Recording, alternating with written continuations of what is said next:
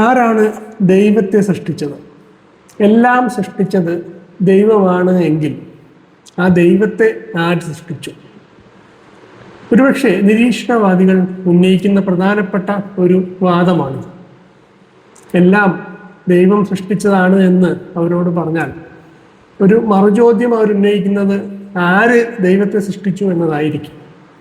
ആ ചോദ്യത്തോടെ ഒന്ന് ഉത്തരം മുട്ടിച്ചു എന്നവർ കരുതുകയും ചെയ്യും. അത്രമേൽ പ്രധാനമായിട്ടുള്ള വലിയൊരു ആർഗ്യുമെൻ്റാണ് അത് എന്നാണ് അവരുടെ ധാരണ. അതങ്ങനെയാണോ? യഥാർത്ഥത്തിൽ അത് അത്രയും കൺവിൻസിങ് ആയിട്ടുള്ള ഒരു മറുചോദ്യമാണോ? നമുക്ക് പരിശോധിക്കാം. ചില ചോദ്യങ്ങൾ അവയിൽ അണ്ടർലൈങ് ആയിട്ടുള്ള ഒരു അസംഷൻസ് ഉണ്ടായിരിക്കും, ചില മുൻധാരണകൾ ആ ചോദ്യത്തിൽ തന്നെ അവ അടങ്ങിയിട്ടുണ്ടാവും.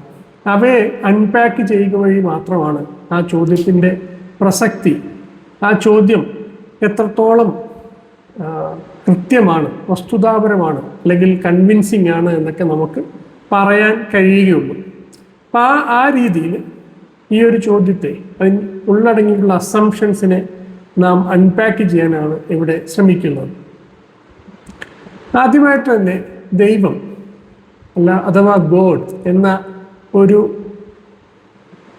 ഒന്ന്, ദൈവം എന്ന ഒന്ന്, ദൈവത്തെ ആര് സൃഷ്ടിച്ചു എന്നാണല്ലോ ഇവിടുത്തെ പ്രധാനപ്പെട്ട ചോദ്യം.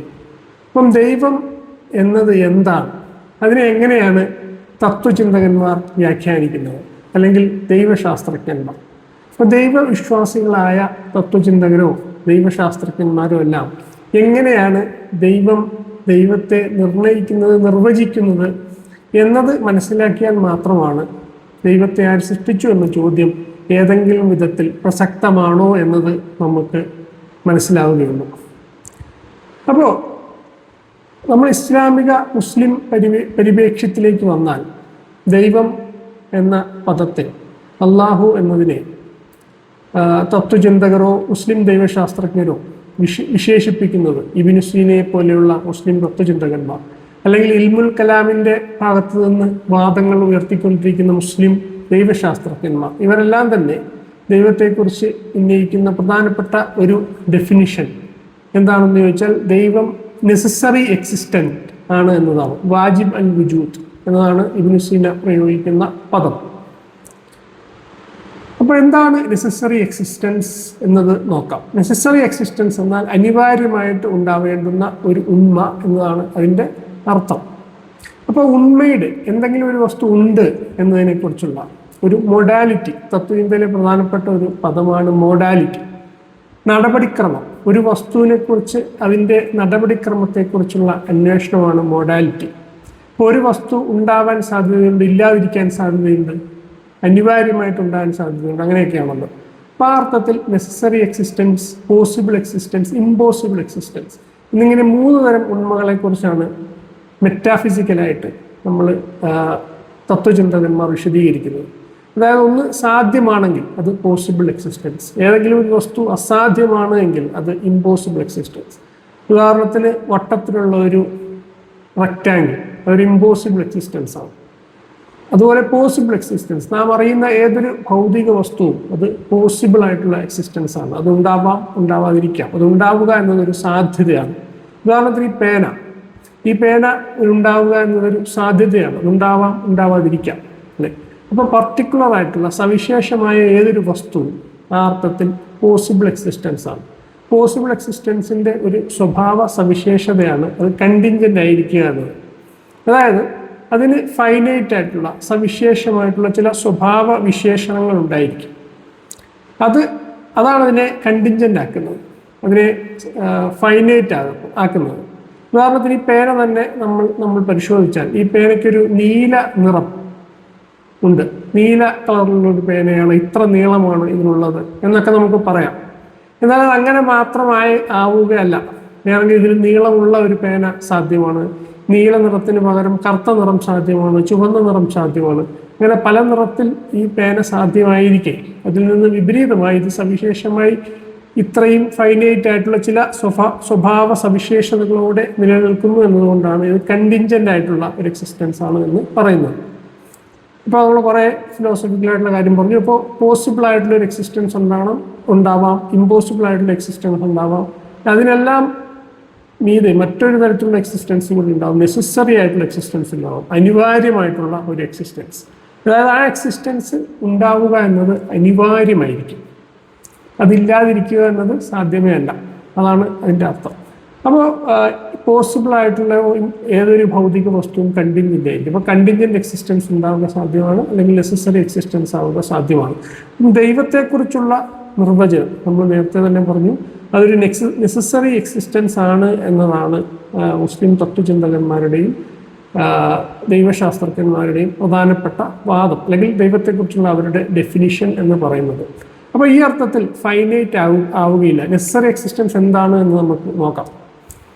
കണ്ടിൻജൻ്റ് എക്സിസ്റ്റൻസിനെ കുറിച്ച് നമ്മൾ പറഞ്ഞു, അത് ഫൈനൈറ്റ് ആണ്, അതിന് സവിശേഷമായ ചില സ്വഭാവങ്ങളുണ്ടാവും. ആ അർത്ഥത്തിലാണ് അതിനെ ചില ഫിസിക്കൽ ക്വാളിറ്റീസ് അതിനുണ്ടാവും. ആ അർത്ഥത്തിലാണ് നമ്മളതിനെ കണ്ടിൻജൻ്റ് എക്സിസ്റ്റൻസ് എന്ന് പറയുന്നത്. ഇതിന് വിപരീതമായിട്ട് നെസസറി എക്സിസ്റ്റൻസ് എന്ന് പറയുകയാണെങ്കിൽ അത് നെസസറിയാണ്, അനിവാര്യമാണ്, അത് ഒരിക്കലും ഫൈനൈറ്റ് ആവുക സാധ്യമല്ല. കാരണം അത് ഫൈനൈറ്റ് ആണ് എങ്കിൽ എന്ത് സംഭവിക്കും? അത് കണ്ടിൻജൻ്റ് എക്സിസ്റ്റൻസ് ആവും, അത് കണ്ടിൻജൻ്റ് ആവും, അല്ലേ? അതായത് അതിൻ്റെ സ്വഭാവം ഫൈനൈറ്റ് ആണ് എങ്കിൽ, നമ്മൾ നേരത്തെ പേനയുടെ ഉദാഹരണം പറഞ്ഞതുപോലെ അതിന് ഇത്ര നീളമാണുള്ളതെങ്കിൽ അതിൽ കൂടുതൽ നീളമുള്ള ഒരു പേന സാധ്യമായിരുന്നു. അപ്പോൾ അത് കണ്ടിൻജൻ്റ് ആണ്, അതൊരിക്കലും നെസസറി അല്ല. കാരണം അത് മറ്റൊരു രീതിയിൽ സാധ്യമായിരുന്നു. നീല നിറത്തിലുള്ള ഒരു പേന കണ്ടിൻജൻ്റ് ആണെന്നേ നമുക്ക് പറയാൻ കഴിയും, നെസസറി ആണ് എന്ന് പറയാൻ കഴിയില്ല. കാരണം എന്താണ്? കാരണം ചുവന്ന നിറത്തിലുള്ള ഒരു പേനയും സാധ്യമായിരുന്നു. അതേപോലെ ഈ പേന ഇങ്ങനെ ഒരാൾ സൃഷ്ടിച്ചു, ഇങ്ങനെ ഒരാൾ ഉണ്ടാക്കി എന്ന് പറയുമ്പോഴും, ഒരു വസ്തു ഉണ്ടായി എന്ന് പറയുമ്പോഴും അത് കണ്ടിൻജൻ്റ് ആണ്.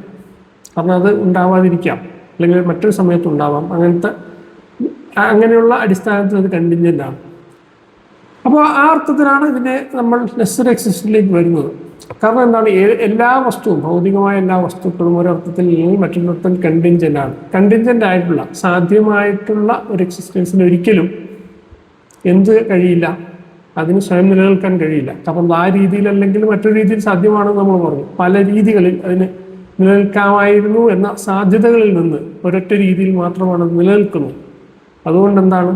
അത് കണ്ടിൻജൻ്റ് ആണ്, അതിന് തനിയെ നിലനിൽക്കുക സാധ്യമല്ല. അപ്പോൾ ഇത്തരം കണ്ടിൻജൻ്റ് ആയിട്ടുള്ള എല്ലാ എക്സിസ്റ്റൻസുകൾക്കും നിലനിൽക്കണമെങ്കിൽ ഒരു നെസസറി എക്സിസ്റ്റൻസ് ഉണ്ടായേ തീരൂ എന്നതാണ് ഒരു ഡെഫിനിഷൻ. എന്തുകൊണ്ട് നെസസറി എക്സിസ്റ്റൻസ് വേണം എന്നതിനെക്കുറിച്ചുള്ള ഒരു യുക്തിപരമായിട്ടുള്ള ഒരു ആർഗ്യുമെന്റ് ഇബ്നു സീനെ പോലെയുള്ളവർ മുന്നോട്ട് വയ്ക്കുന്നത്. അപ്പോൾ ഈ നെസസറി എക്സിസ്റ്റൻസിന്റെ സ്വഭാവത്തിനെ കുറിച്ച് വന്നാൽ അത് ഫൈനൈറ്റ് ആവുക സാധ്യമല്ല എന്ന് നാം പറഞ്ഞു. അതേപോലെ അത് ഉണ്ടാവുക എന്നതും സാധ്യമല്ല. കാരണം അത് ഉണ്ടാവുകയാണെങ്കിൽ നെസസറി എക്സിസ്റ്റൻസ് ആവില്ല, അത് കണ്ടിൻജൻ്റ് എക്സിസ്റ്റൻസ് ആവും.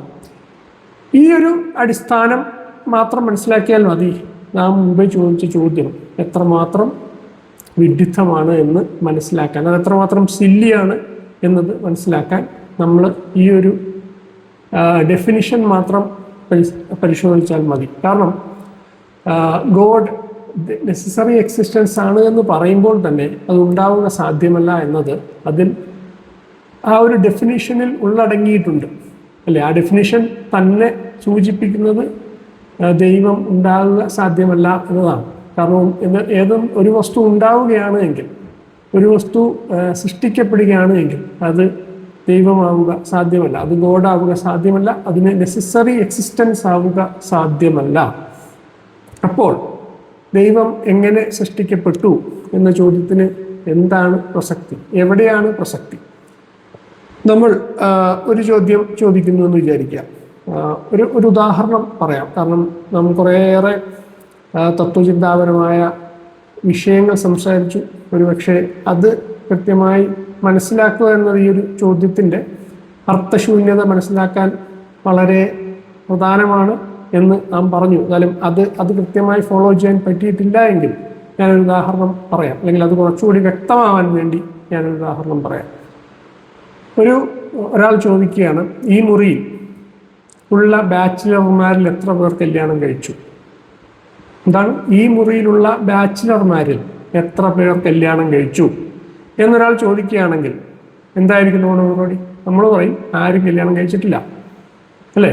ഈ മുറിയിലുള്ള ബാച്ചിലർമാരിൽ എത്ര പേർ കല്യാണം കഴിച്ചു എന്ന് ചോദിച്ചാൽ നാം പറയും ആരും കല്യാണം കഴിച്ചിട്ടില്ല. കാരണം എന്താണ്? ബാച്ചിലർ എന്നുള്ള വാക്കിൻ്റെ അർത്ഥം തന്നെ കല്യാണം കഴിക്കാത്ത ആൾ എന്നുള്ളതാണ് അല്ലേ? അപ്പോൾ അയാൾ പറയുകയാണ്, ഈ ചോദ്യം ചോദിച്ച ആൾ പറയുകയാണ്, അതെങ്ങനെ നിങ്ങൾക്ക് പറയാൻ കഴിയും? നിങ്ങൾ എല്ലാ മുറികളിലും പോയി എല്ലാ ബാച്ചിലേഴ്സിനെയും കണ്ടിട്ടുണ്ടോ? ഏതെങ്കിലും ഒരു മുറിയിൽ ഏതെങ്കിലും ഒരു ബാച്ചിൽ കല്യാണം കഴിഞ്ഞ ആളായിക്കൂടെ? അതെ. അപ്പം അങ്ങനെ ചോദിച്ചു. ഇപ്പം എന്താണ് അതിലെ പ്രശ്നം? എന്താണ്? അയാൾ കല്യാണം കഴിച്ചിട്ടുണ്ടെങ്കിൽ അയാൾ ബാച്ചിലർ ആവില്ല അല്ലേ? ബാച്ചിലർ എന്നുള്ള ഡെഫിനിഷൻ തന്നെ കല്യാണം കഴിക്കാത്ത ആൾ എന്നുള്ളതാണ്. അതുകൊണ്ട് തന്നെ ഈ മുറിയിൽ ബാച്ചിലർമാരിൽ എത്ര പേര് കല്യാണം കഴിച്ചിട്ടുണ്ട് എന്ന ചോദ്യം എപ്പോഴും എന്താണ്? ആരുമില്ല എന്നുള്ളതാവും. അല്ലെങ്കിൽ അങ്ങനെ ആരെങ്കിലും കല്യാണം കഴിച്ചിട്ടുണ്ട് എന്നൊരാൾ വാദിച്ചാൽ അത് അർത്ഥശൂന്യമാവും, അത് ഇൻകൊഹറൻ്റ് ആവും, അത് അസാധുവാകും, അത് അസംബന്ധമാവും. കാരണം എന്താണ്? ബാച്ചിലർ എന്നുള്ള ഡെഫിനേഷനെ തന്നെ അത് ഉൾക്കൊള്ളുന്നില്ല ആ ഒരു മറുപടി. സമാനമാണ് ഈ ചോദ്യത്തിൻ്റെ കാര്യം. ദൈവത്തെ ആര് സൃഷ്ടിച്ചു എന്ന് ആരെങ്കിലും ചോദിച്ചാൽ ആ ചോദ്യം ഈ രീതിയിൽ സമാനമായ അർത്ഥത്തിൽ അസാധുവാണ്, അസംബന്ധമാണ്. കാരണം ദൈവം എന്നുള്ളതിൻ്റെ നിർവചനം തന്നെ നെസസറി എക്സിസ്റ്റൻ്റ് എന്നാണ് ആയതുകൊണ്ട് തന്നെ അത് സൃഷ്ടിക്കപ്പെടുക സാധ്യമല്ല. അതുകൊണ്ട് ആര് ദൈവത്തെ സൃഷ്ടിച്ചു എന്ന ചോദ്യത്തിന് പ്രസക്തിയില്ല എന്നുള്ളതാണ് യാഥാർത്ഥ്യം. ആ ചോദ്യം ഒരർത്ഥത്തിലും യുക്തിസഹമായ ഒരു ചോദ്യമല്ല. ഒരുപക്ഷെ നിങ്ങൾക്ക് നെസസറി എക്സിസ്റ്റൻസ് ഉണ്ടോ, നെസസറി എക്സിസ്റ്റൻസ് ഇല്ലേ, നെസസറി എക്സിസ്റ്റൻസ് എന്നുള്ളൊരു ഉണ്മ സാധ്യമാണോ അല്ലേ തുടങ്ങിയ കാര്യങ്ങൾ ചർച്ച ചെയ്യാവുന്നതാണ്. അക്കാര്യത്തെക്കുറിച്ച് യുക്തിപരമായ സംവാദങ്ങൾ ആകാവുന്നതാണ്. എന്നാൽ അതിനപ്പുറം ആര് ദൈവത്തെ സൃഷ്ടിച്ചു എന്നാണ് നിങ്ങളുടെ ചോദ്യമെങ്കിൽ നിങ്ങൾ ചോദിക്കുന്ന ചോദ്യത്തിന് യാതൊരു അർത്ഥവുമില്ല. അത് യുക്തിസഹമല്ല, അത് അസംബന്ധമാണ് എന്ന് മാത്രം നമുക്ക് പറയാൻ കഴിയും. വീണ്ടും ഇത്തരത്തിലുള്ളൊരു വീഡിയോയിലൂടെ കാണാം.